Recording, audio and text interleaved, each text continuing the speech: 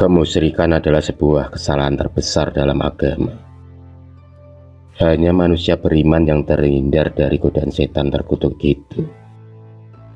Siang itu Yesi ikut membantu ibunya mengemas barang-barang untuk pindah rumah. Pekerjaan ayah Yesi sebagai polisi, mau tak mau harus menerima resiko yang selalu dipindah tugaskan. Dan kali ini Yesi dan keluarganya akan pindah ke kota Semarang. Kota yang terkenal dengan keindahannya itu mampu membuat Yesi jatuh cinta. Selain ramah, para tetangganya pun sopan dan menghormati ayahnya sebagai aparat sipil. Pak Tanto, nama yang selalu dipanggil oleh para tetangganya. Pak Tanto dan keluarganya menempati sebuah komplek perumahan di Semarang. Suasana yang masih asri dan terletak di lereng pegunungan membuat Pak Tanto betah tinggal di sana. Mereka pun memiliki tetangga baru. Sebut saja namanya Pak Rudi dan Bu Sela. Mereka belum juga dikaruniai momongan sampai sekarang. Pak Rudi orangnya pendiam, bahkan cenderung tertutup. Begitupun juga Bu Sela.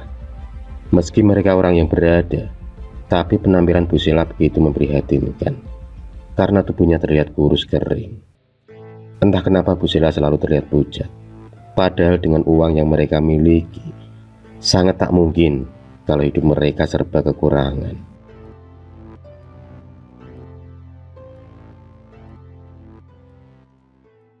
Suatu malam, Pak Tanto sedang berbaur dengan para warga yang lain di pos penjagaan komplek.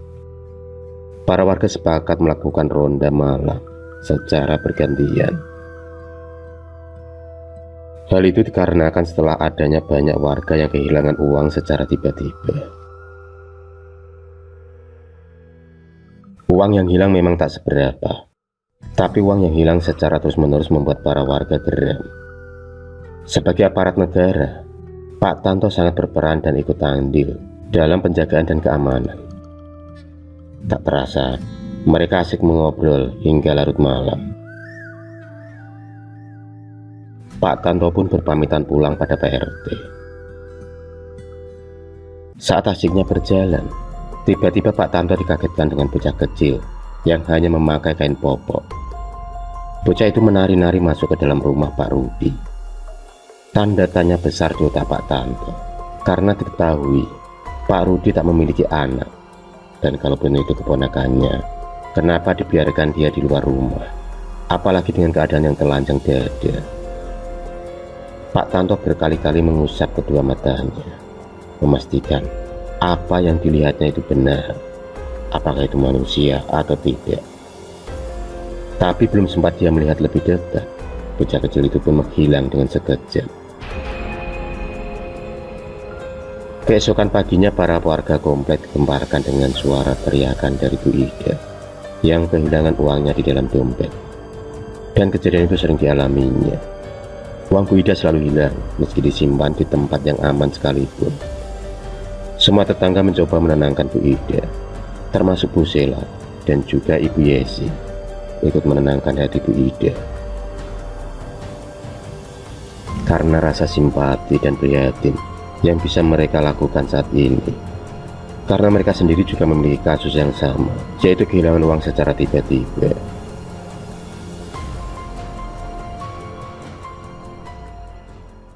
Di sisi lain, Bu Sela pulang dengan wajah yang pucat. Tubuhnya yang semakin kurus membuat mata suaminya enggan meliriknya.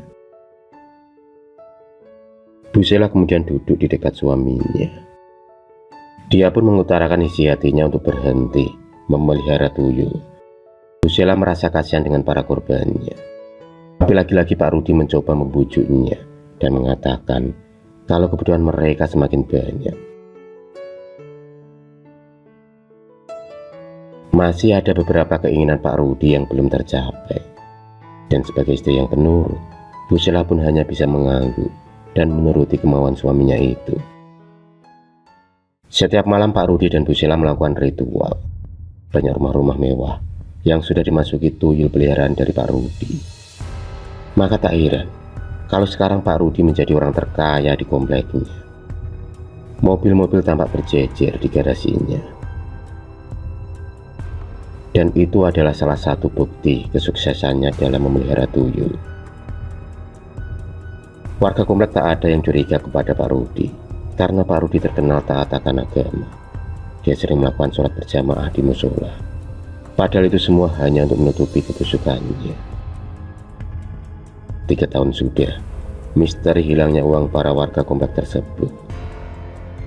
Meski mereka tahu kalau uang itu hilang karena ulah oleh tuyul, tapi yang masih menjadi misteri adalah siapa pemilik dari tuyul-tuyul tersebut.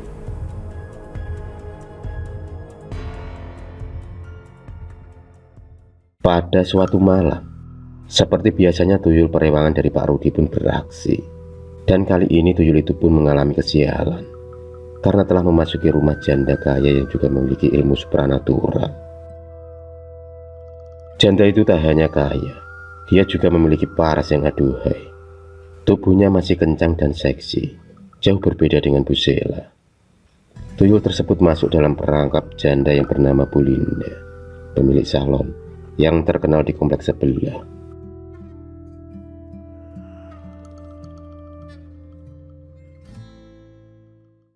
Bu Linda tak mau melepaskan tuyul tersebut, meski sudah memohon sekalipun. Bu Linda mau melepaskan tuyul itu asal ada syaratnya, yaitu memiliki majikannya yang tak lain adalah Pak Rudi. Demi terlepasnya tuyul itu dari jeratan sang janda, akhirnya perjanjian pun disepakati. Bu Linda kemudian menemui Pak Rudi untuk bernegosiasi. Karena melihat tubuh Bu Linda yang begitu menarik, Pak Rudi pun langsung menerima tawaran dari Bu Linda. Ibaratnya, Pak Rudi mendapatkan durian runtuh. Selain tuyulnya kembali padanya, dia juga bisa sepuasnya bersama Bu Linda. Pak Rudi seperti mengalami jatuh cinta kembali. Karena dengan Bu Linda lah, Pak Rudi mendapatkan gairah hidup. Bu Linda yang memang pandai merawat tubuhnya sangat berbeda dengan Bu Sela yang semakin kurus kering.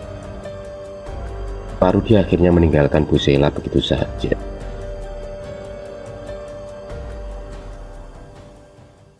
Bu Linda pergi bersama Pak Rudi tanpa mengetahui perasaan wanita lain yang hancur di sana. 3 minggu setelah kepergian dari Pak Rudi, para warga menemukan Bu Sela menangis kesakitan di pos penjagaan komplek.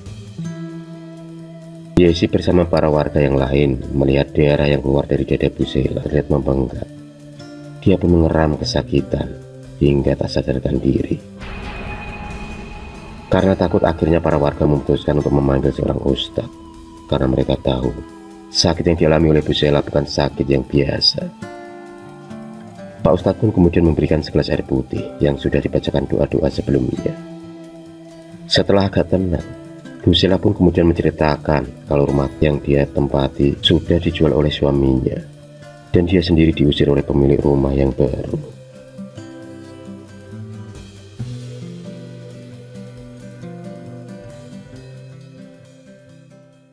Dan yang lebih mengagetkan lagi adalah Bu Sela menceritakan kalau keluarganya lah yang telah memelihara tuyul yang sudah meresahkan para warga di kompleknya. Kata Bu Sela membengkak lantaran tak ada tuyul yang menyusunya. Darah akan terus-menerus keluar. Itulah kenapa tubuhnya kurus kering. Karena itu semua ulah dari para tuyul yang terus-menerus menyedot darah dari tubuhnya. Karena kasihan dan merasa iba, para warga tak tega untuk menghakimi Bu Sela. Karena apa yang dialaminya bukan serta-merta keinginannya sendiri. Selain itu, Bu Sela juga orang yang baik. Maka diputuskanlah untuk membawa Bu Sela ke pondok pesantren milik Pak Ustadz, guna untuk penyembuhannya dari pengaruh buruk tuyul tersebut. 1 tahun pun berlalu. Kini tubuh Bu Sela kelihatan lebih segar dan berat badannya kini naik kembali. Secara tak sengaja dia pun mendapatkan kabar tentang kematian suaminya bersama Bu Linda. Mereka mati dikeroyok massa karena ketahuan memelihara tuyul. Keadaan Pak Rudi dan Bu Linda begitu mengenaskan, hingga wajah pun tak bisa dikenali, lantaran rumah mereka dibakar hingga hangus oleh para warga.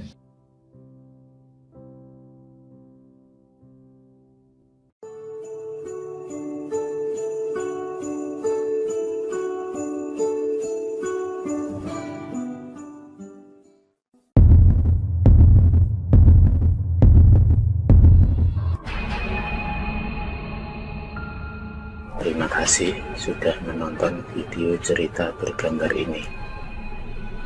Klik subscribe untuk terus mendapatkan video-video cerita bergambar selanjutnya. Semangat berkarya.